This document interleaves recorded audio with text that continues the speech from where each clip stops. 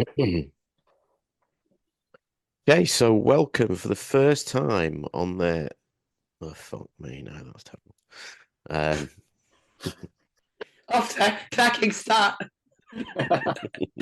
Well, leave that one in. Go on. Yeah, we'll leave that in. I'll put that in at the start. You could have that as a little sort of additional extra sort of a gag reel. I'll leave most of the gag really stuff in, to be fair, but yeah. I challenge you to a duel.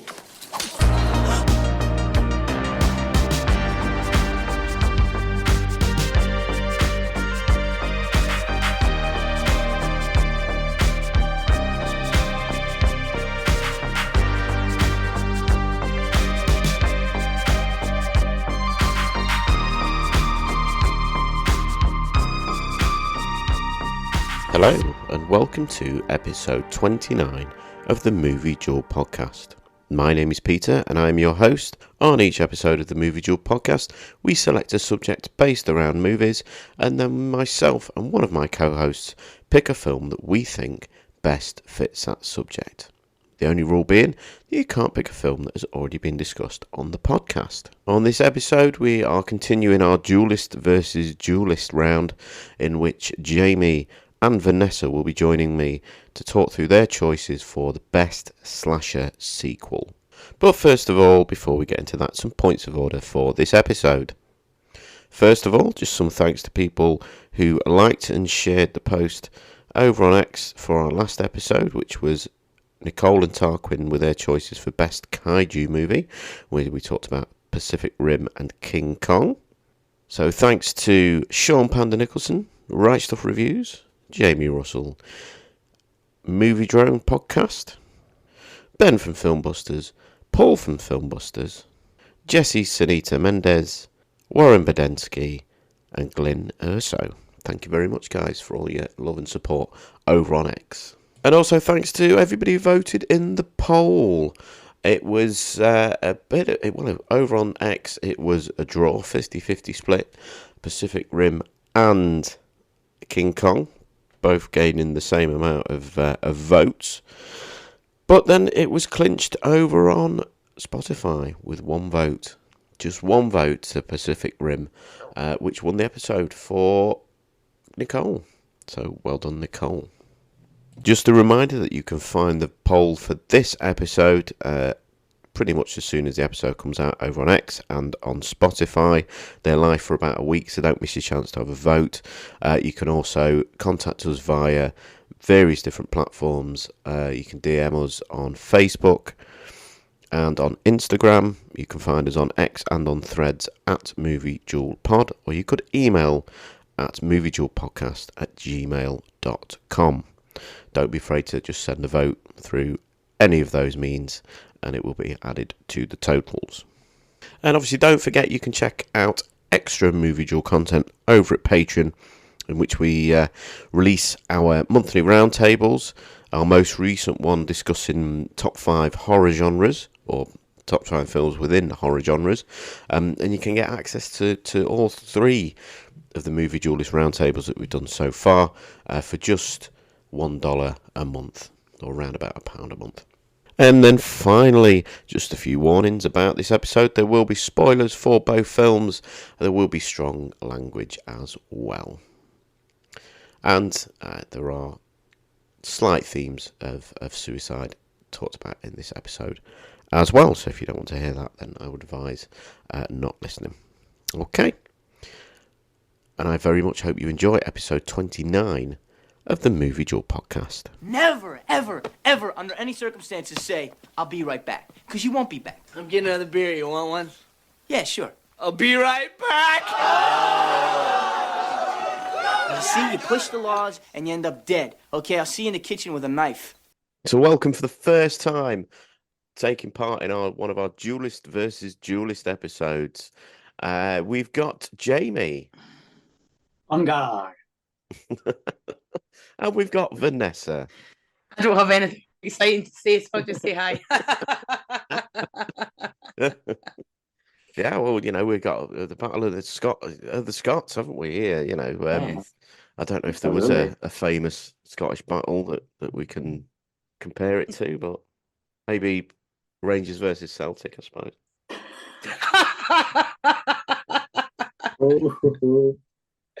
Oh dear. Well, that could be a wee sore point. It could, not for me. I really don't give a shit either way. I'm an Aberdeen fan, so All right. I'm not really interested in Scottish football, so yeah. But some people would maybe think that was quite controversial, but no. So how are you guys feeling? You excited for your first duel with each other? Yeah, these were really fun films to watch. Yeah. Rewatch, because I mean I'd seen them both before, but yeah, I think this is going to be really good fun. I'm particularly excited because this is actually my first horror films I've done in the pod. Oh, cool. Yeah, of course it is. Yeah, So, yeah, looking forward to I've that. done well, this is the first good horror films I've done, because so far I think am I right, Peter, that so far the only horrors I've done was the worst horror remakes. Worst horror remake, yeah. I don't think I've done anything else horror. Some stuff's like horror adjacent or whatever, but that's the only other proper horror. And of course, the two films that we talked about were fucking dog shit. So it's going to be quite nice to talk about a couple of actual decent, fun horror movies. Yeah, looking forward to it. Indeed. So obviously, it fell to me to pick the subject for you guys to battle over, and I chose the best slasher sequel. So, Vanessa, is a slashers a subgenre of horror that you enjoy? Are you a fan of slashers in general? Hell yes, I love slashers, love them. And probably, I mean, I'm sure I've spoken about this before, but Scream was the film that properly got me into horror. I mean, things like Jurassic Park and stuff prior to that, obviously, but like the first kind of proper horror movie that I loved was Scream, and I still love it to this day. So I find slashers really just like comfort watches. They're easy watching. They're not too heavy. They tend to be quite short. I love the Scream franchise. I love Nightmare on Elm Street franchise, especially 1, 3, and New Nightmare. I love the Halloween franchise is patchy, but I like some of them. But yeah, just if I'm looking for something to watch and there's even some like kind of hokey slasher on Netflix, I'll just like stick it on as background, because I just find them a comforting thing, and there's probably a heavy dose of nostalgia attached to that, because Scream was the first horror movie that I really got into. Cool. What about you, Jamie? You a fan? Yes, absolutely. I echo quite a few of Vanessa's words there. I think we tend to have a favourite slasher franchise, and Elm Street was definitely the one that I remember watching the most growing up. Peter, I know you're more of a Friday the 13th guy. Vanessa, Scream. So I like the other franchises as well, but I think certainly for nostalgia purposes, I was always more of an Elm Street fan, and this one being my favourite. Well, I think it's very interesting what sort of Vanessa touched on there, and they're almost they're very easily accessible slasher films. You don't have to have a huge amount of investment in them. You know, you can take your brain out a little bit and just enjoy them for what they are. And I don't think you really necessarily get that with a lot of other, especially subgenres of horror. You know, they tend to be a little bit more either highbrow, or you've maybe got to think a little bit more about them. Whereas these are all, they have their elements of fun, don't they? It's interesting though that a lot of film criticism has centered on the final girl element of the slasher films, and there's a strong sort of feminist line that you can comment upon through them. So it's interesting that of all of the horror subgenres, the slasher one has actually achieved quite a significant amount of sort of critical reappraisal on quite an academic level. So I suppose you can look at it at that level too, as well as just enjoying it. Yeah. Absolutely. But so we're here to discuss yours two's films. But before we get into Jamie's choice, we're going to go to Vanessa. who's our first victim tonight in this slasher medley. How easy of a choice was it for you? Did you have to think about this, or did this pop up straight away? It didn't pop up straight away because I'm an idiot. And as soon as you said sequel, I automatically went to number 2, part 2. So I thought about Scream 2. I thought about Final Destination 2. I had forgotten that sequel meant any movie after the first one. So actually, the one Jamie ended up picking, I could have probably picked because I love it. However, the movie that I've picked is in my top 10 horror movies of all time. Because I just think it's so much fun. I just like have so much fun with this movie. So the film that I've picked for best slasher sequel, that's a bit of a mouthful, is Bride of Chucky.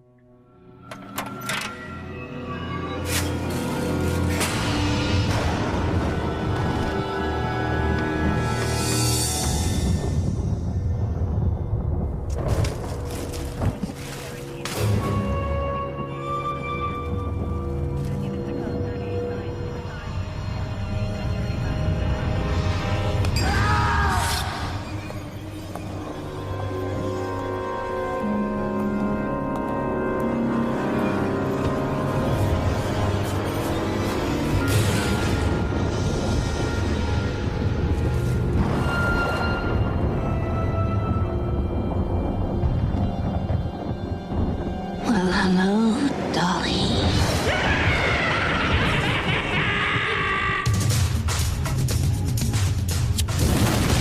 Chucky's back. But this time, there's more to fear. Because this time, he's got a playmate of his own. Bride of Chucky. So this came out in 1998, directed by Ronnie Yu. The main cast are Jennifer Tilly as Tiffany, Brad, I don't know if is it Dourif or Dourif? Dourif. It's Chucky or Charles Lee Ray, Katherine Heigl is Jade, Nick Stabile is Jesse, and I have to mention John Ritter as Chief Warren Kincaid. So I'll try and do a very brief synopsis. But I mean, essentially, it's like Bride of Frankenstein, but it's for Chucky, and it's a lot funnier, in my opinion. So for the synopsis, essentially, Tiffany, who was in a relationship with Charles Lee Ray, who is Chucky's kind of alter ego, the kind of serial killer, who was the human before he was the doll, gets a hold of the Chucky doll, does some mad voodoo stuff to bring him back to life. The two of them end up falling out. He kills her and then does some mad voodoo shit to get her to come back as a doll. And the majority of the film is basically Chucky and Tiffany as dolls, just having like they're like an old married couple, the way that they bicker. It's actually really funny. So and it's kind of becomes a bit of a kind of I don't know if you'd call it a kind of crime road movie, to a young couple, Jesse and Jade, who are Nick Stabile and Katherine Heigl, kind of get involved in taking Chucky and Tiffany into the next state, but various things happen on the road, and Jade and Jesse get accused basically of being serial killers, so they get chased by the police, and there's various different carries on, but essentially it's just a really good slasher horror comedy, I think I would probably call it. I think that's fair to say. So sorry, I was a wee bit all over the place there with my synopsis, but I think that basically covers it. So when did you first come across Bride of Chucky? Obviously, this is a couple of years after Scream, which, you know, you say it was your first foray into horror. Did you see this when it first came out? No. Do you know, Chucky is not a franchise I've seen a lot of. I've only seen the first one, Child's Play. This one, I've seen a bit of the TV show, but I haven't seen like all of the sequels. I'll need to get round to them because I've heard that they are all quite good. But I must have seen this for the first time in the early 2000s, I would say. So probably when I was about 20. And And I just thought it was great. Like I said, it was so funny.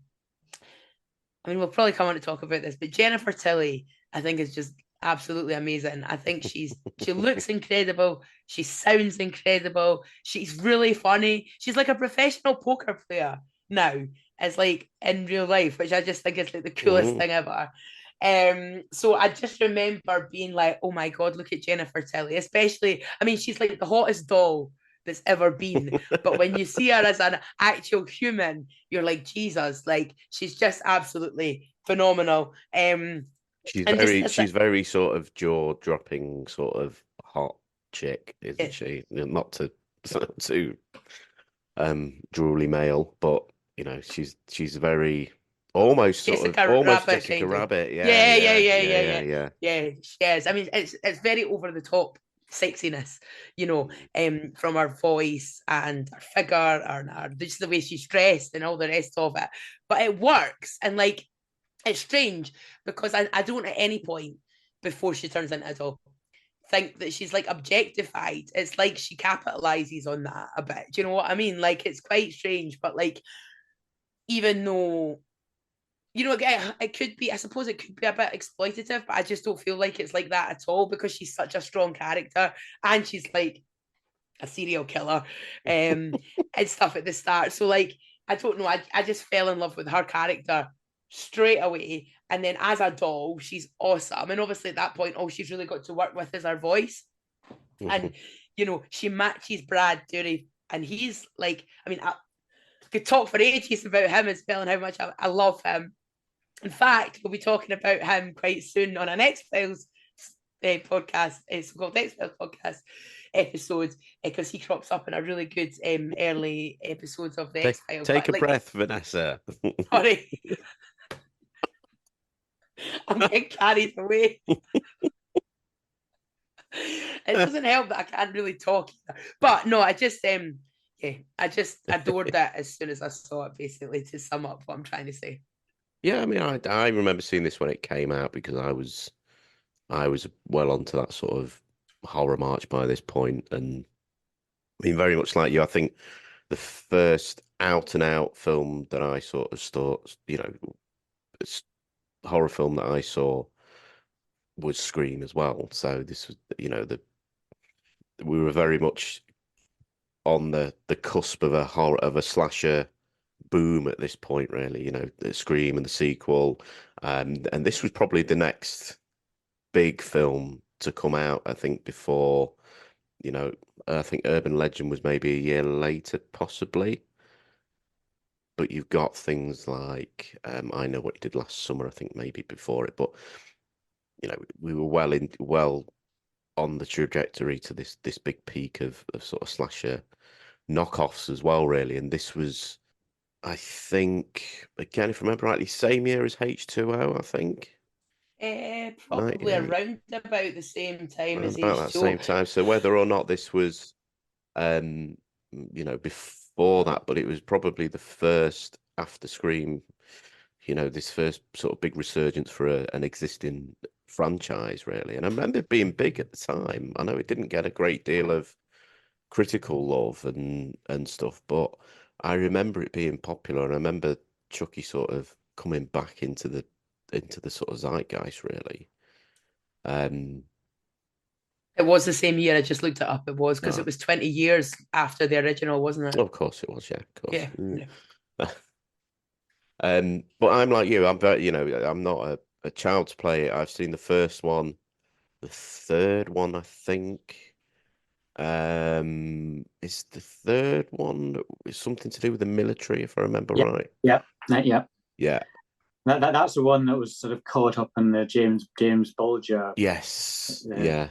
It was banned for a while. That's right. And I've seen one of the sequels after this one, but I can't remember which one. But it was actually a first watch for me, believe it or not. Was it really? Okay. Yeah, and there's no real reason for it because I do like the franchise. And I've seen 1, 2, and 3. 2 is probably my favorite one. And there's no real reason for it. I was aware of it, and I did know that it had been well received amongst fans. I just hadn't watched it, so it was great that this gave me the opportunity to finally sort that out. Fantastic. And I watched it with my daughter. I do love a good first watch for the podcast. It's always interesting. It's always fun. But it does mean that I don't have the nostalgia that's attached, which, Yeah. Obviously, I have that. But then, to be fair, I don't think I have, because it's not. This is only the second time I've watched it, I think. But I did. There were parts of it I definitely remember, but there were parts that I don't remember there being quite so many deaths in it. To be fair, I always thought it was a bit of a low body count, but it's No, the deaths are pretty full on. it is they very are, I mean, violent. yeah, it's very violent, but it balances it well, I think, because there's still a lot of comedy, and you don't get like killing after killing. You get a kill, and then you get like a lull where you have like other stuff going on, and then you get do you know what I mean? It just doesn't feel quite as as some slashers do. But there are some really, really quite despicable kills in this film. I mean, we've got to start and just sort of mention Alexis Arquette as Damien. Did you clock the full name of that character? Damien Baylock. Did you get the reference? Yeah. Mrs. Baylock and Damien from yeah. from The Omen. Yeah, there is a hell of a lot of references in this film. That's maybe something we need to talk about in a bit. But that whole death scene, I mean, the whole the whole setup to that is just it's just so cringy. He's obviously thinking that he's there to have a good time with Jennifer Tilly, and he's there to be the ritual sacrifice. But the one point in that kill and that scene, I don't know if it was the same for you guys, but it made me wince like mad when she pulls out his piercing. Yeah, no, that didn't really make me wince. No, I did enjoy that whole bit, because that character is such a, I don't know what you would say, like a wannabe, I suppose, like a wannabe serial killer, but like not a proper one. But no, that is quite good fun. but yeah, there are a lot of references. Obviously, the start of the film where they retrieve the doll. There's obviously a lot of nods in there. I think there's Freddy's glove, there's Jason's mask. It is quite meta in a lot of ways. I think it's obviously taking that cue from Scream and its sort of influence on sort of horror cinema. But you mentioned Brad Dourif. Obviously he's an integral part of the entire Child's Play franchise. Do you think this sort of, I mean, Jamie, this might be a question to you maybe. Do you think this performance lives up to the previous films? To be fair, I would have to rewatch the original trilogy, because it has been a while. Right. I think he's such an underrated actor. Someone who should have been a much bigger star than he ever. He just never seemed to break through. I think he's got a great voice, and he's able to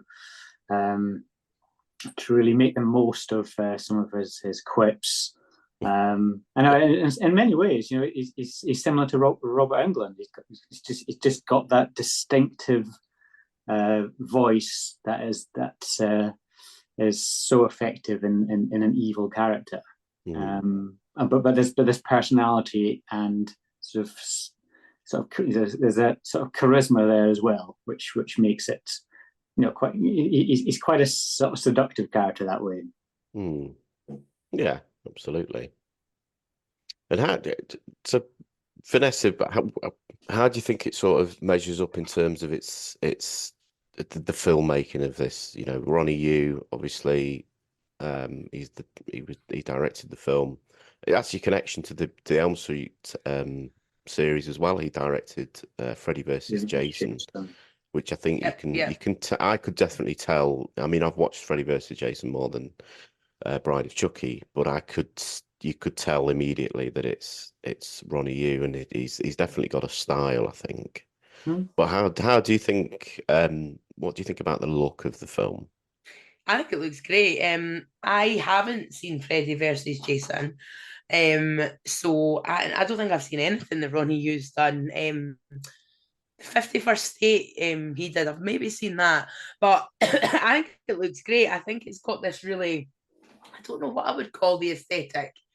It's almost, it's quite, I can't think of the word, but it's like fun. It's like a fun. Yeah, I find aesthetic. it. The word I thought of was it's very kinetic. You know, Yes. it's very. You know, you seeing you're picking everything up on screen, and you're seeing everything, and it's not sort of wasting. It doesn't waste time.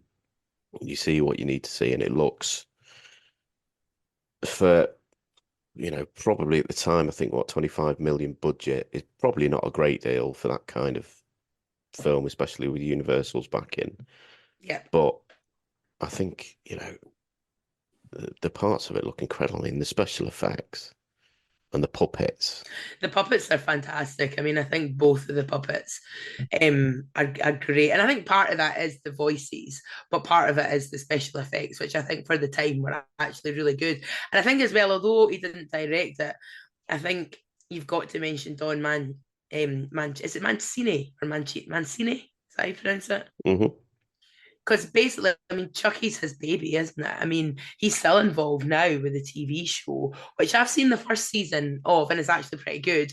And I think it's incredibly well written. It's really funny. Like I said, the kind of relationship that Tiffany and Chucky have is like this kind of bickering old couple, but it just works. It works really well. And there's some really witty lines. Yeah, I think so I think the combination of that kinetic, did you call it kinetic kind of direction, and then the witty sharp screenplay, I just think works really, really well. Plus, the Jennifer Tilly and Brad Dourif. Although I must admit, I think the other cast members are good as well. I mean, was this Katherine Heigl's first big film? I think it probably first big film. Yeah, I think. Or did she have like a child role in something big? I've only really ever seen her in kind of romantic comedies apart from this. I don't think we'll count Under Siege 2, will we?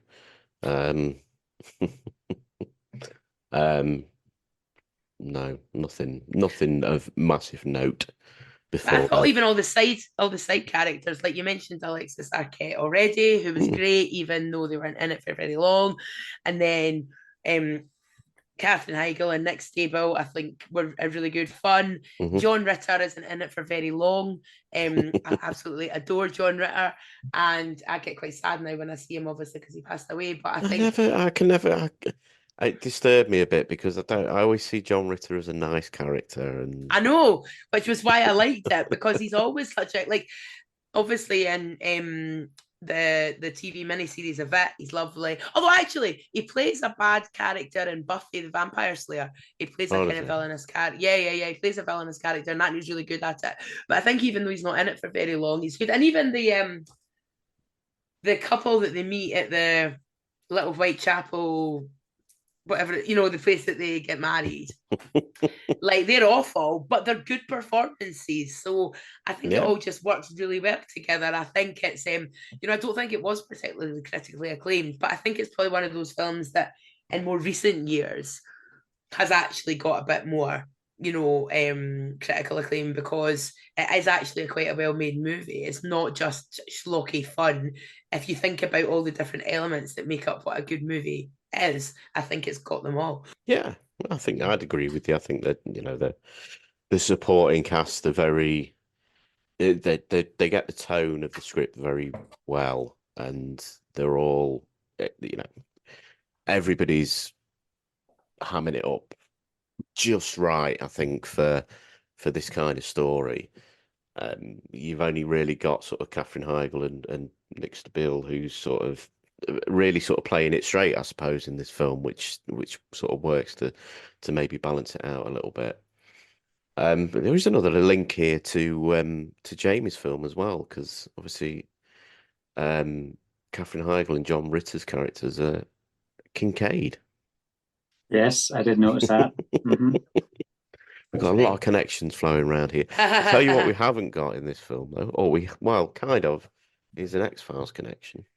Well, Brad. Oh, I didn't think about looking for that.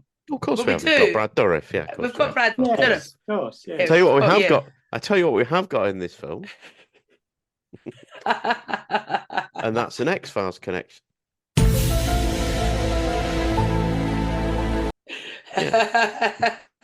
Yes, we have got that's a big X-Files connection, because that's a really well-loved episode of the X-Files, and he is fantastic in it, as he is fantastic in everything that he's in. Like Jamie said, I think it's a shame that he never really broke through. He tends to do these kind of like genre type stuff, but he's never done anything really big.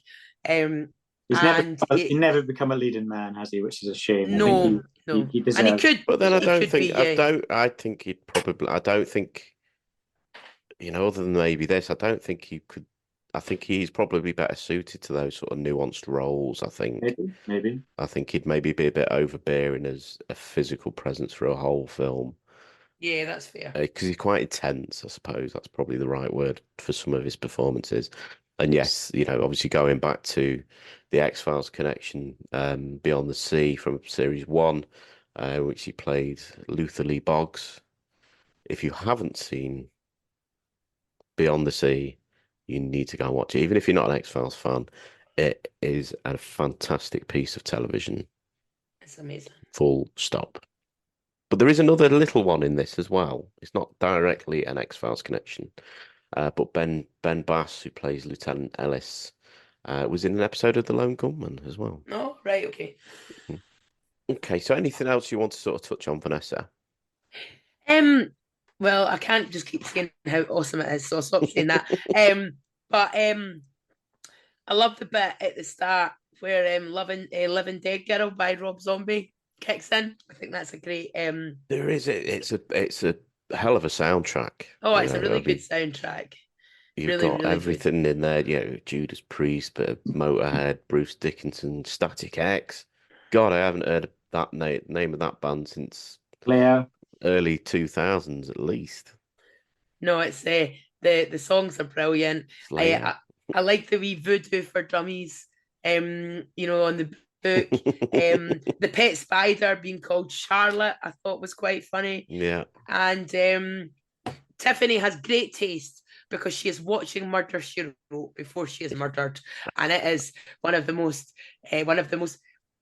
best loved murder mystery programs of the 90s, I would say. Well, probably the 80s and 90s, but I'm sure Peter, me and you have spoken before about how much we love Murder, She Wrote. So I like the fact that she's watching that. So yeah, all in all, I just think it's a great movie, and it zips along really well. And yeah, I just think it's great, which is probably why it is one of my favourite horror movies, and it's the type of movie that I can put on over and over again and enjoy it every time I do. So Jamie, before we move on, what's your opinion of Bride of Chucky? Well, I liked it, but I didn't love it. All right. And there's a few issues. I'll start with the positives, and that's I agree with a lot of the things that you've said. Soundtrack, love the soundtrack. I think it's visually quite stylish. It's some really good cinematography. I really like the use of there's a split diopter shot. De Palma uses that all the time, and I think it's really effectively done in this film as well. And I love Jennifer Tilly, brilliant. Really, she's fantastic, but I didn't want her to die. I wanted more. I wanted more human Jennifer Tilly. She was killed off far too early. And for me, a Chucky film really needs to be about Chucky.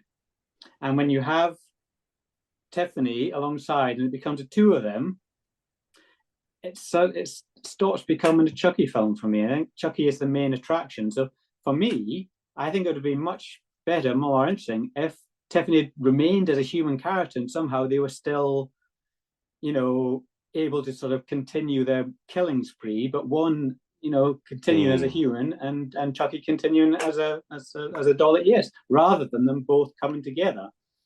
Because I felt it lost something with that, because I really enjoyed the first third of the film.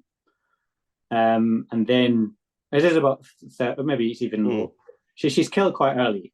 Yeah. And basically, I loved it when she was in human form. And I can see what you mean. I think it might have been even more interesting had that turn happened at the hour mark rather than the half-hour mark. Yeah, I think so. Okay. I watched it with my daughter, and she enjoyed it. But then we were both sort of saying at the end, what do you think of it? She said, well, it was good. She said, but I'm not sure if I'm going to watch it again. I said, yeah, I'm not sure if I will watch it again either. And I only watched it a week or so ago, and the death scenes, although they were reasonably well done, then they didn't really sort of stay with me.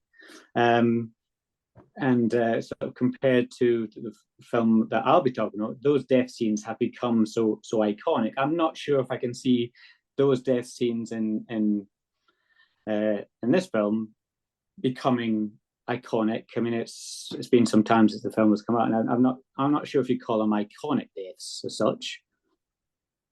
Okay. I did like this tongue-in-cheek humor of it, and so I think that worked well. But it just didn't have enough. I really like John Ritter and his character. I thought he was excellent. But again, he's a character that I could have just done with just a little bit more of. Although his demise was quite memorable. Something looks very familiar, I think he says, doesn't he? Yeah. Obviously referencing Pinhead. Yeah. He should cover the glass. But yeah, so I enjoyed it. I just didn't love it. Sorry, Vanessa. No, I think that's all fair. I mean, the one death scene that I think, well, the Pinhead one is I thought it's quite memorable, but the one with the waterbed in the again, I don't know, like the Chapel of Love or whatever. Maybe it's not iconic, but it's pretty funny. I mean, I always found it bizarre that anybody see the whole craze of waterbeds.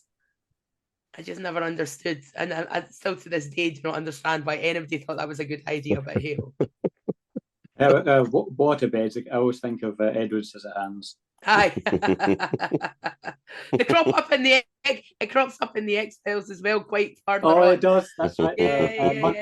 Monday episode.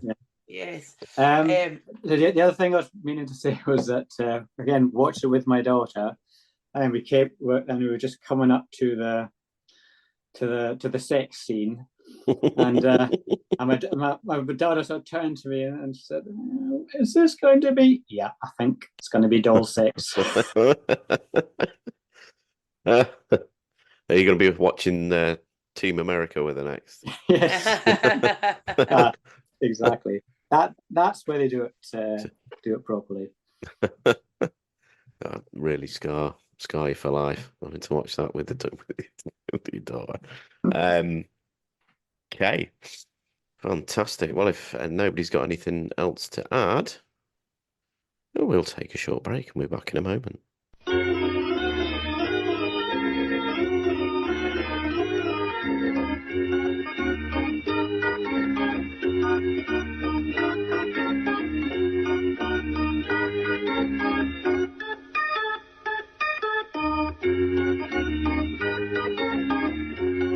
Okay, so welcome to the intermission. This is the part of the episode in which I ask my co-hosts a random question, a question they're not prepared for, and get their honest first answer. Vanessa, Jamie, are you ready? No. Absolutely not. Never am. Okay. So, which slasher franchise would you like to see get a new sequel? So, obviously, take anything out of consideration that's either in the pipeline or being made, but something maybe a little bit more sort of less known, or long sort of defunct slasher series. What do you think you'd like to see? Get maybe a legacy sequel. Do you want to take that first, Vanessa? I could, but I haven't. I'm trying to be gentlemanly. I have absolutely no idea. Ladies first. Everything I'm thinking of is either in the pipeline or they've made too many sequels. I mean, could I get away with a prequel? I was going to say that. So the film Barbarian that came out, was it last year or the year before now, actually? Might be the year before. Which, by the way, I thought was incredible. Like, probably one of my favourite horror movies of that year. A prequel showing how I don't want to say too much because if people haven't seen it, but showing the events that led up to where we were with Barbarian, I think would be really, really interesting and deeply disturbing. But like, so almost like a bit of an origin story for the kind of main villain in Barbarian, I think would be really, really an interesting concept. Yeah, that's a good shout. Jamie?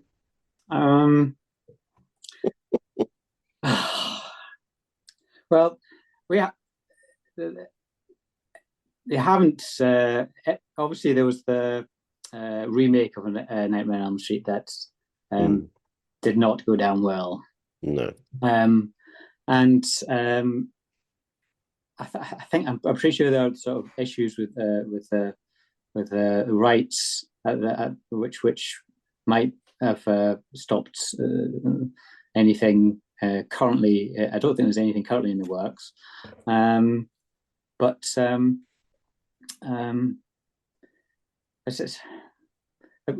suppose the problem with the Elm Street franchise is that you've already had the crossover with Friday the 13th. Could it cross over with another one, Halloween? But then I think you could still have. I mean, I know he's getting on a bit, but I think he'd still be able to do it. You could still have Robert Englund. I absolutely, or even if he's just providing the voice, you can still have someone else, perhaps someone who's a little bit more alive to do all of the actual physical work, and then just have Robert Englund's voice, which I think part of the problem with Elm Street sort of remakes and things like that is that it's so synonymous with Robert Englund that I think he needs to be involved in some capacity, and maybe that was a bit of the problem with the other remake, and that they tried to go with a new Freddy, which just didn't work. I mean, there's grounds potentially for a prequel, but then that's going to be very dark, isn't it? If you do the sort of yeah, well, I think that's where the remake went wrong, because of where that subtext was there. Well, I think he was never there was definitely a subtext about him being a paedophile, basically, but it was never really sort of touched on in the original series, and but I always thought that made it creepier because he was just a child killer then. So there's nothing, what's the reason for him wanting to kill children? Obviously there's, with everything else, there's a perverse desire for whatever. And you can't really sort of fit in the dream element, which is what the whole series is about.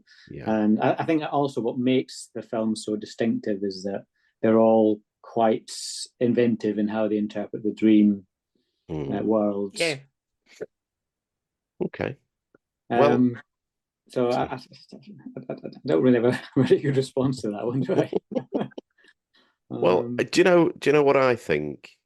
And I think it would be very interesting because I think with the right person writing it and the right sort of mind behind it, I'd really like to see a sleepaway camp. Because I think there's an interesting, where it is sort of reverential to the original maybe, and it's picking, some of the icky points from that film, and I don't think it's quite as problematic as a lot of people say. I think, but I think it could be dealt, if it was dealt with in the right way, and was sort of picking at that. I think it could be very interesting. It'd be very daring, but I've never seen Sleepaway Camp. Have you not? No, I don't think so. I've seen another one that's got I've seen Slumber Party Massacre, which is a different movie, isn't it? Yeah. Nothing to do with that. But for some reason in my head, I get them mixed up. But I don't think I've seen Sleepaway. Sleepaway Camp is the one that a lot of people now have issues with the ending. Yes. Yes. And I know, because it's so well known, even though I've not seen the movie, I think I know what the ending is. But I'll need to get around to watch it. Which is probably the reason I've never kind of watched it, because I kind of feel like, I know what happens, but I will have to watch it just because it's a classic. So okay. Well, on that note, we shall call that the end of the intermission, and we'll head back to the main episode.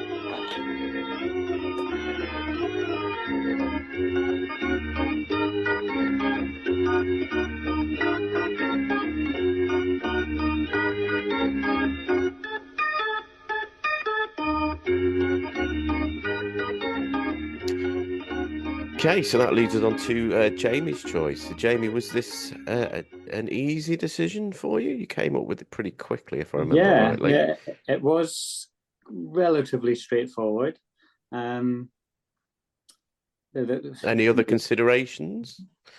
It's the first one that jumped into my head. And I haven't really sort of considered any others, to be honest. It was pretty instinctive, as I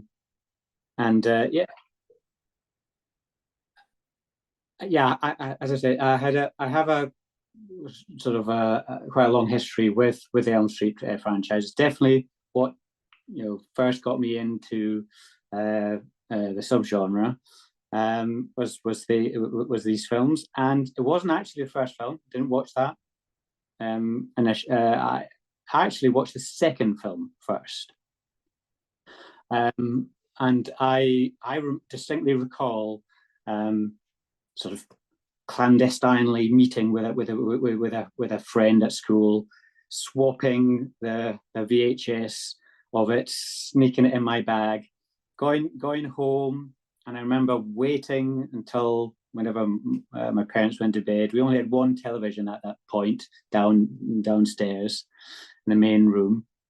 I waited for them to go to bed, and then sneaking down, putting on Elm Street 2, and I remember just watching that opening sequence, which is quite a startling scene particularly when you're at school age. And you got the school bus, and Freddie takes over the school bus. And I remember watching the opening scene, and that's enough. I've had enough. That scared me, off I went back to bed. And I just remember watching it in installments, maybe something 15 and 20 minutes over a period of about a week. So that was my first experience, and I thought really, really sort of ended up loving it. But even though it was quite traumatic at a young age, and then Dream Warriors was definitely the first film that I watched throughout, and I remember watching that with some friends, and then I went back to number one, and so that was my sequencing. To be fair, I think that was exactly the same order I watched them in. Actually, to be fair, 2, 3, 1, yeah. So what did you go for? I give you the best horror sequel, A Nightmare on Elm Street Part 3, Dream Warriors, from 1987.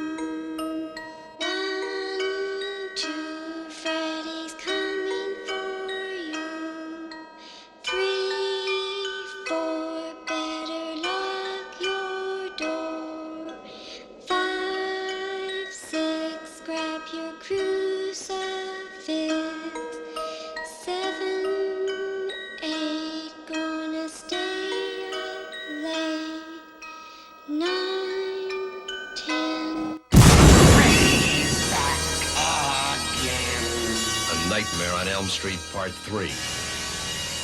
Freddy's just around the corner. Directed by Chuck Russell, written by Frank Darabont, Wes Craven, and Chuck Russell. Music by Angelo Badalamenti of Twin Peaks fame, but I'm going to make a mention of him. The cast: Heather Langenkamp reprising her role as Nancy Thompson. She was top billed, it wasn't Robert Englund. Robert Englund playing Freddy Krueger. Craig Wasson, Neil Gordon, Larry Fishburne playing Max. John Saxon says Lieutenant Thompson, but actually that's incorrect. He's security guard Thompson. He's now demoted to a security guard. So Donald Thompson and Kristen, Patricia Arquette's debut performance. Synopsis. During a hallucinatory incident, Kristen Parker has her wrist slashed by dream-stalking monster Freddy Krueger. Her mother, mistaking the wounds for a suicide attempt, sends Kristen to a psychiatric ward, where she joins a group of other teenagers, the last of the Elm Street children. One of the doctors there is Nancy Thompson, who had successfully battled Krueger some years before. Nancy senses a potential in Kristen to rid the world of Freddy once and for all. So obviously you've talked about your history with Nightmare on Elm Street. So let's get straight into it. You know, Dream Warriors. What? So you saw this sort of third or second in your chronology of watching these films. What was your opinion of it at the time? Were you still quite young when you first saw it? I was definitely well under the age I should have been watching the film. It's not as scary, I don't think, as I think 1 and 2 are probably a little bit scarier. And Freddy becomes a little bit more sort of quippy. By this point, I think the fourth one even more so.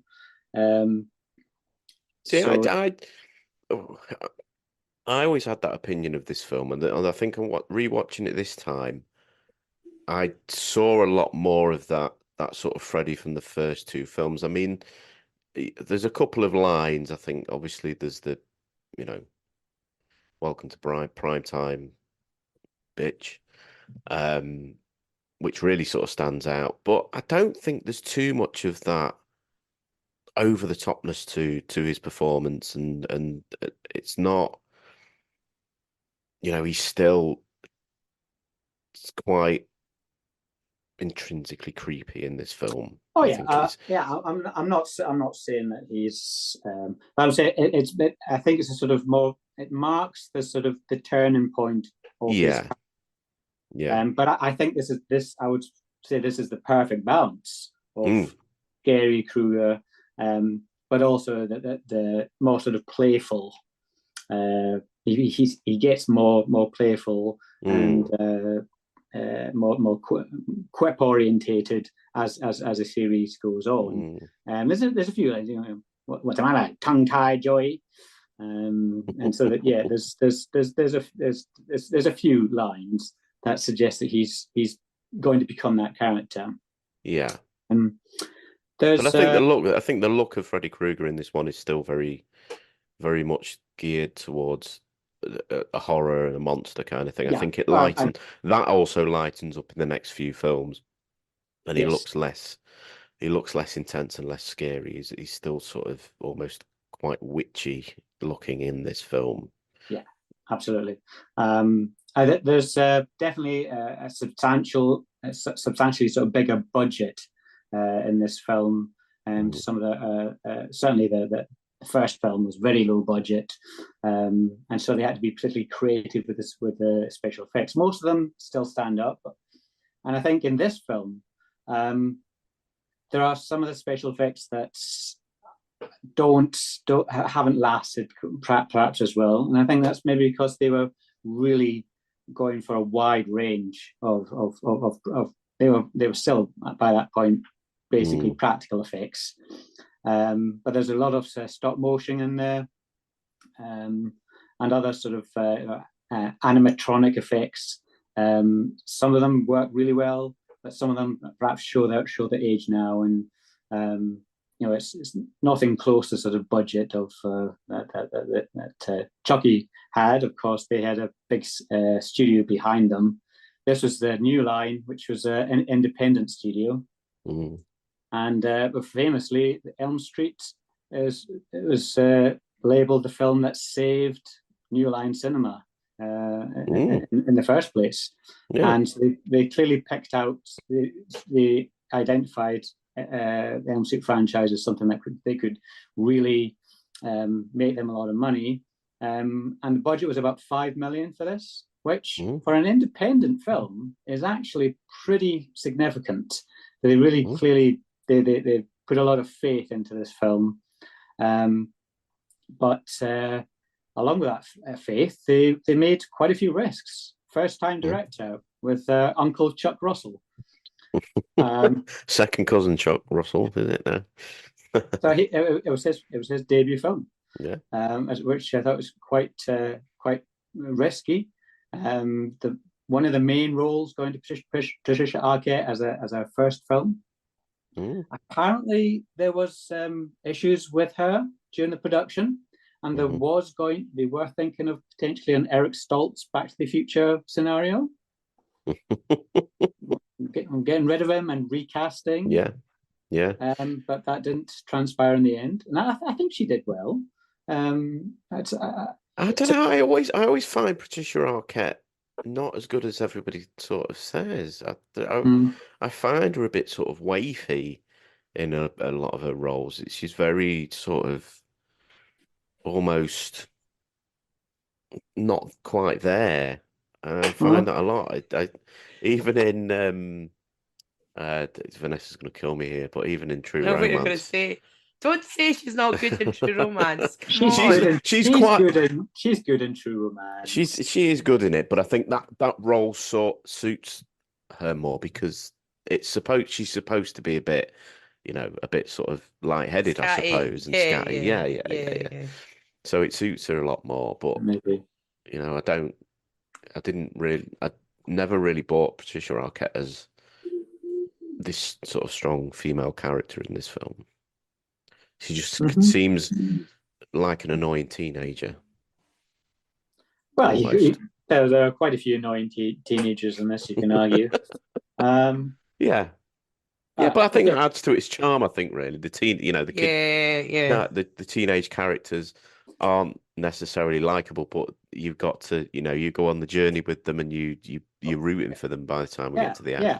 But what is interesting, I think, is that you have this sort of neglectful parents in this series, and you got more sort of parents that the whole series is set up as it's sins of the parents in the first place, and then they seek vigilante justice, and it goes awry, and it's their children who are paying the consequences of this. And the biggest travesty of this film is that Elaine Parker, who is Kristen's mum, is back in the sequel to this.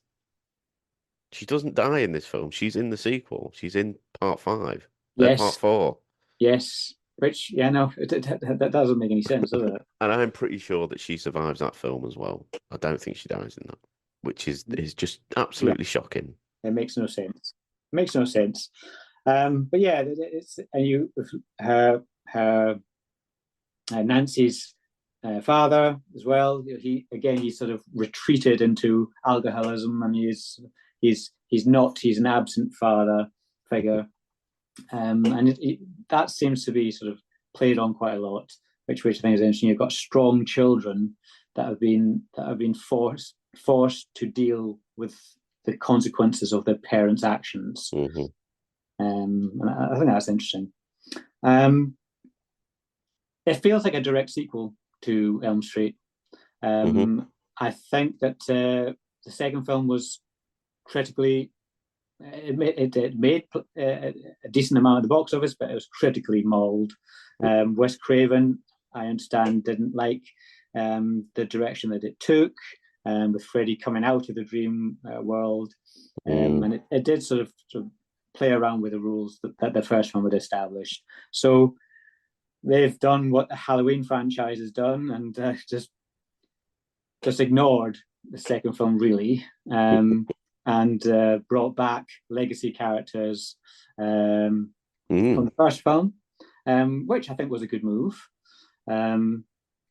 But Wes Craven apparently was approached to direct this film. Yes. And his initial approach was very, very different. Did you find out anything about what his original idea Can't was? quite remember. I know there was a point. This was the point where he first sort of saw the idea of putting Freddy into the real world. Exactly. Which is a very early sort of concept of that. And I know, and I think his second sort of stab at it was to do it. It has the bones of this film. I think his second idea. He was basically it was an early version of New Nightmare. Yeah, he was planning, which I can understand why they balked at that, because even at the stage where he finally ends up doing it, it's still kind of ahead of its time. Oh, absolutely, yeah. And takes a little while to sort of for people to appreciate what he's doing with it. And I think if he tried that for this film, it would have been far too early, and might have just killed off the franchise. Yeah. It might have been a Halloween Season of the Witch sort of third film, which was going to completely different direction. And But well, then we've also obviously got another Hollywood heavyweight really that's attached to this film as well in terms of the script. We have indeed Mr. Frank Darabont. Frank Darabont, yeah. Darabont and Russell were quite close friends, this is something that Darabont also co-scripted The Blob, that also Chuck Russell directed, so I think it shows it's a strong story, even though there are several people credited for the screenplay. I think it's a strong narrative, and what I think this sequel does really well. I mean, all sequels, to be successful, have to not just be a rehash of the original film or the films preceding it. They need to provide a new element. They need to push the story on. Everything needs to be bigger.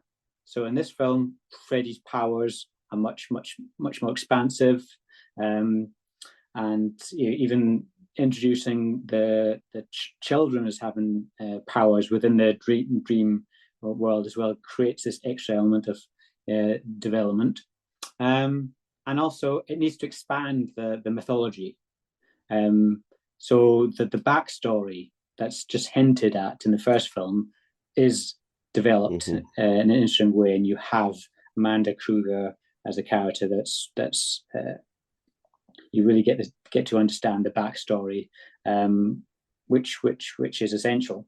It really sort of enriches the whole franchise, but by doing that, and ultimately, it still has a really unique and memorable killer in Freddy, and I think you'll find him such a iconic character, well, I think it definitely sort of leans into more of that sort of creative element of the kills as well, doesn't it? Absolutely. In the first one, they're very much, just the deaths, and there's not much sort of nuance to them. No, I mean, some of that is budget restrictions. Yeah, they weren't able. I mean, you have Tina's death on the Yeah. Which is impressive, and how they were able to do that was very impressive considering the budget. But yeah, but there's a lot more bells and whistles to this. To these kind of kills and stuff. Absolutely. I mean, rather, maybe not to go into each of the kills and stuff, but we're all obviously fans of this film, I'm pretty sure. So it might be fun to just sort of go through and say what your favourite kill. What's your favourite kill, Jamie? We'll start with you. There's undeniably one that really sticks out. I say that there's a few iconic ones, but my favourite one is definitely Phillips. The puppet master marionette death scene. I think it still gets a reaction from me. I remember watching that first time, and when he's pulled forward and his veins are pulled out, and you see him and he's staggering across, and you see it from his feet and everything. I mean, the effects are still really quite gruesome. It's a nasty kill. It's a really nasty one. And yeah, that one definitely sticks out as a really truly memorable. I think arguably it's a franchise best kill potentially as well. It certainly sticks out from all of them. I can't think of one other one that's more memorable than that. I think that the bike in 5, I think it is, the Screaming Mad George special effects on that bike, and the uncut version of that is even worse. But anyway, we're getting way off the beaten track there. Vanessa, what about you? Would that be your favourite in this film? Yeah, I think it's the most memorable. I mean, obviously there's the prime time bitch one, which is good, with Zsa Gabor rocking up in the most bizarre cameo, I think, in movie history. I like the one with is it Taryn? Her name is. Yeah. It's quite dark, that one, but yeah, the Puppet Master one is the best. The special effects in it are incredible, but like you said, Jamie, when the I don't know whether it's supposed to be like arteries or whatever pulled out, it's just absolutely horrible. And I love that every single death in this is linked to the character in some way. Yes. I also think it's very dark because it is like mimicking suicide. So when the others see Phil up, they don't see Freddy. They just see the fact that this poor guy who has mental health, or who they think has mental health issues, is just about to, is about to kill himself. So I think it's quite that, even though it's a really fun movie, when you break a lot of it down, it's actually quite absolutely. And also I think they have when after Philip dies and they have their sort of group therapy session where they all talking about it, some of the comments are horrendous. And they're sort of it's the guy, the main guy, what's his name? Neil Gordon, the main sort of psychiatrist or whatever. His comments are really dismissive and really quite shocking, actually. Well, there's all these this problem I've always had.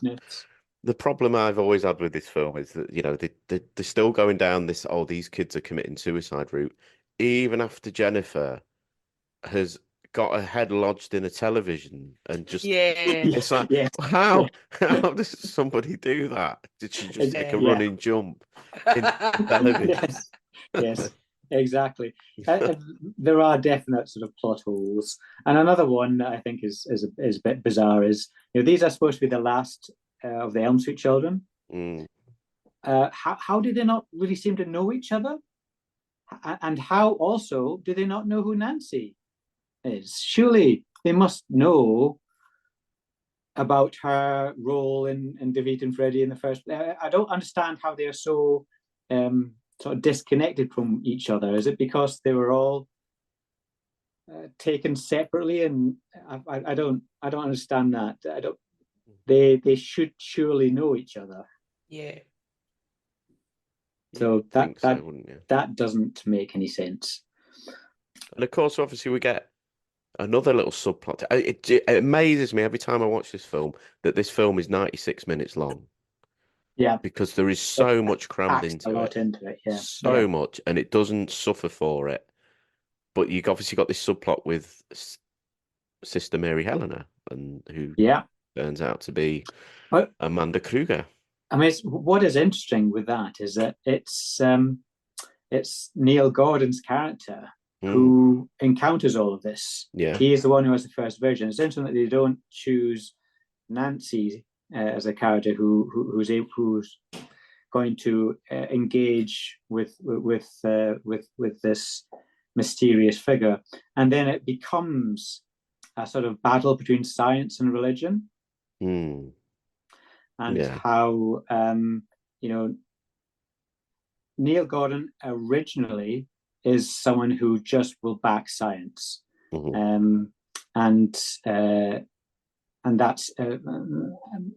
all that he thinks about as a character. But I think when he allows Nancy to come in and be a little bit more experimental, and she tries different things, I think that's when he sort of makes a leap of faith himself, and he starts to contemplate engaging with spiritual elements, and I think that's probably why he's able to then encounter Amanda Kruger, who we find out is Amanda Kruger. Well, I think it does. I think the script does something really clever with the Neil Gordon character, because it doesn't. Although he becomes a primary sort of protagonist in the film, it doesn't take away from anything else. It doesn't take away from Nancy. They're split up at a certain point in the film, and he's on his own journey. He's not he's not a male savior for this film. We've still got the final girl and final girls, and I think that just works so well for the end of the film. I got the impression that they were. I wonder if it was in maybe an earlier version of the script, but it looked like Neil and Nancy perhaps are going to be romantically linked. He certainly seemed to sort of be forming this bond, and he was sort of really at one point he said, look after yourself, be careful. And they have this strange sort of looks like a romantic meal where they're sort of discussing it. I just wondered if they were potentially going to become romantic in an earlier version of the script, and they decided not to do that. But no, he is an interesting character. It's the way he progresses. He's got quite an interesting arc, and it's his as I said before, his leap of faith, and when he goes into that church and he gets the holy water and he gets the crucifix, and he's willing to sort of take on that element, because he has this conversation with Amanda Kruger, and she says, I noted it down, she said, "If your only faith is science, Doctor, it may be you that's laid to rest." And he takes that on board and opens up his mind to religion, and it becomes obviously quite a sort of Christian sort of film ultimately, in the way that Kruger has to go into hallowed ground. He has to be killed in hallowed ground, consecrated ground, and so it is religion that ultimately succeeds in defeating him. And we get obviously this. I'm a sucker for stop motion, but the stop motion skeleton, the Freddy Krueger skeleton, is amazing. It's really good. I really like the claymation animation of the initial one, where you see it's just before the memorable death scene we're talking about. When you see and he cuts himself off, and then Freddy comes up, appears by the bed, and that's a great sort of sequence as well. Yeah, you definitely, like you say, it's a low budget, but you see in every penny on the screen. Oh yeah, it's creative. They use every possible sort of practical effect. There's no, obviously this is all pre-CGI. And I think that's what really lets down Freddy versus Jason. There's some really sort of dodgy CGI in that, and if I think for horror films, you need to just stick practical as much as possible. Okay, so I think it's probably a good time to go to Vanessa. And what do you think of this film? Are you a big fan of it? Yeah, I'm a big fan of it. I only saw this film for the first time in the last 2 or 3 years. I'm a massive Nightmare on Elm Street, the original fan. It's definitely in my top kind of 3 horror movies of all time. And I think because of that, I never really visited any of the sequels because I thought none of them are going to be as good as the original. So it was only, like I said, maybe, I don't know, 2 or 3 years ago, I got the Blu-ray, I think it's like 1 to 6 and New Nightmare that's in it. And I've watched 2, 3, 4 and New Nightmare. I've still got 5 and 6 to watch. But I thought this one, when I first saw it, was incredible. I mean, it is one of the, the great horror slasher, not just slasher horror sequels, I would say. Yep. I don't know if I've not really got anything negative to say about it. I think even though there are bits of it that, if you think about too much, are quite bleak, I think it's a really fun movie. We've talked about the set pieces, which are fantastic. I love Heather Langenkamp. She's one of my favourite final girls. I do have a list of my top 5 final girls because I love lists, and she's in it. And I just think, I do like Patricia Arquette. Obviously, we've already touched on her. And I think she is actually really good in this. I think that it's quite believable that she would be a wee bit kind of flaky, given her age and given what she's going through. Larry Fishburne, I think, is great. As I already mentioned, we've got Zaza Gabor in a very bizarre cameo, but yeah, it kind of works. Well, that actually came about because I think, they asked Chuck Russell, or no, they asked Dick Cavett, who's the interviewer on that show, the Dick Cavett show, obviously, who he would never have on his show or something like that. And he said, no, fucking hell, I'm going to say it now. Jar Jar Gabor, he said, is the most uninteresting, stupidest person I've ever met, basically. So that's why they got her. But I understand that she wasn't really in on the joke, though. No. Yeah. I think I had heard that actually, but it's just so bizarre. But yeah, it does work. The music's fantastic. Obviously, it's Angelo Badalamenti, who you mentioned, sadly passed away quite recently. And Dokken. Oh, is that who does the Dream Warriors song? Dream Warriors. And it is fantastic. I do love a bit of that right cheesy kind of late 80s, early 90s kind of rock. Wow, this was a very early example of I think it was actually the first horror film that got its own song and music video and everything, and it was certainly the first VHS release to get the music video tacked onto it. It was a very early example of this, and it's certainly not the first film to have a song that's sort of written about it or for it, but with this kind of, the horror genre, I think I'm pretty sure it was the first. Right. Well, I mean, the song is fantastic. The song at the start's really good as well. And yeah, I don't know if I've really got much more to what Jamie's already said. The one other death scene that I think is really good is the Joey tongue death scene. He doesn't die, though. No. Oh, neither he does, actually, right? It's not a death. It's a set piece. Vanessa's just trying to get to the Freddy with tits, aren't you?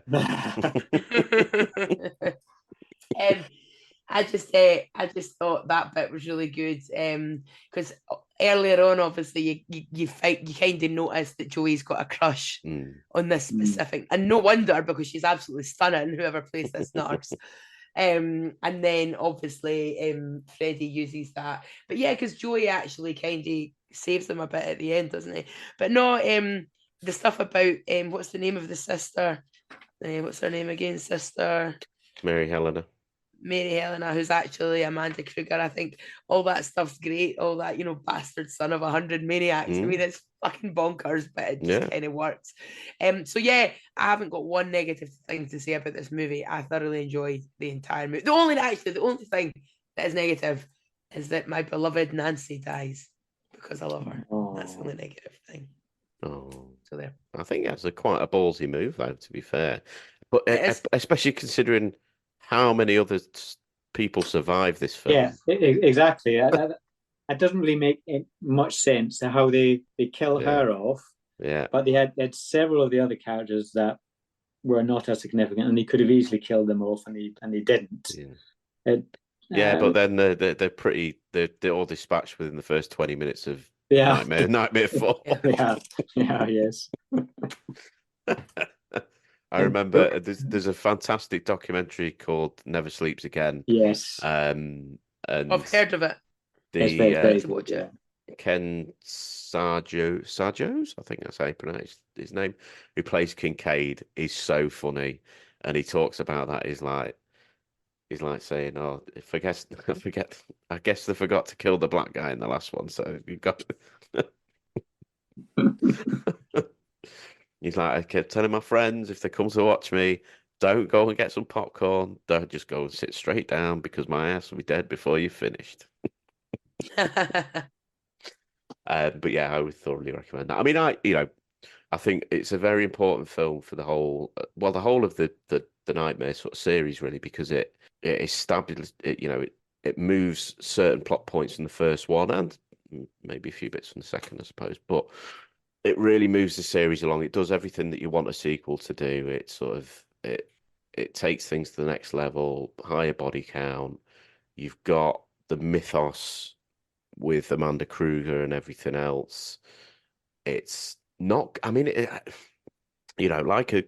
like any of these films should be. Really, it's not really got as much Freddy as you remember. No. Yeah, it keeps his screen time limited, like it should be. I think that's a definite positive, and I think the fourth film there's a lot more Freddy. I think there's a lot more of him. I think I sort of think whenever he is there is this real sort of impact as it should be, and it's really sort of memorable. I sort of liken it a little bit to say,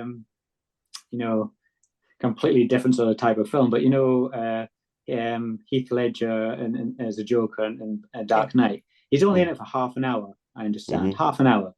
But every scene is electric when he's there, and it's like it leaves you wanting more, which is has the best way to be. Yeah. Okie dokie. Right. Well, anything else you want to add before we sum up, Jamie, or I sum up?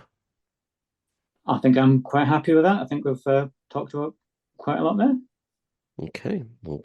So, I think in my opinion, Bride of Chucky is a vastly sort of underrated sequel. I think it really sort of came out at that sort of sweet spot that I talked about for me and my sort of viewing trajectory of horror. And it was my first delve into the Child's Play canon. But even at that time, I recognised it for being a lighter tone of horror. Even more so than Scream. I think Scream's got quite a light tone to it, but Bride of Chucky really sort of introduced me, I suppose, to what horror comedy can look like. I would probably say that it is the first out and out horror comedy that I saw. As we've discussed, I think Jennifer Tilly is amazing in that film. Brad Dourif's performance, the voice performance is fantastic as well. The supporting cast's really strong. It looks really neat for the time period it was made and everything else, and the effects, the animatronics on the puppets is really good. But I would echo something that Jamie said, or Jamie's daughter said. This is only the second time I've watched it. I've not sort of been drawn back to watch it of my own volition. With Dream Warriors, I think it's such an important film, not just in terms of the Nightmare series, but I think as slashers in general, because it really made a point that these sort of cheap and nasty films, or the opinion of these films being cheap and nasty, could be so much more, and they could be as good, if not better, than the original. And this was probably the first sequel that really went to that level of being as good as the first one. And it's got so much to like in it. Like I say, 96 minutes, and there's not an inch wasted on that film.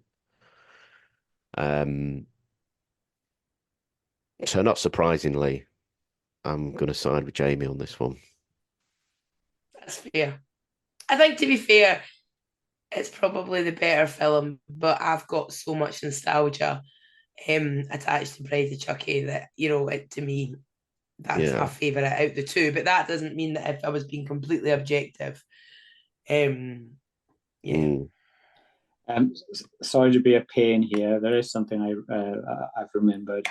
I meant to say, and that is, if I could possibly have a chat with Christopher Nolan and ask him whether Inception was a soft reboot. Because you've got dreams within a dream, and you have it in the opening sequence.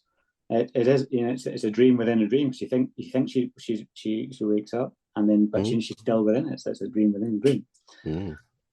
So yeah, there's a mashup we need to see: Freddy Krueger versus Inception. But yes, so there we go. That's so as usual. You don't have to agree with me or with Jamie or even with Vanessa. But hopefully one of them. But we'll be heading over. You can head over to the poll over on X or on Spotify and cast your vote to which one you think is the better slasher sequel. Be interesting to see. But there we go. That wraps up your first Duelist versus Duelist episode. Jamie and Vanessa, have you had fun? Yeah, that was really good. Really good. Okay, but so please head on over to the polls, cast your vote. You don't have to just go on the polls. You can send us a personal message. Just obviously listen to the details at the start of this episode, or even send us an email and cast your vote. But yes, that wraps us up, and just leaves me to say goodbye, for Vanessa to say goodbye. Goodbye. And for Jamie to say...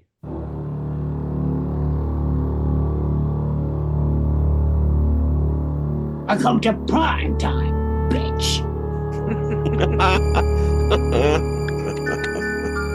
Love it.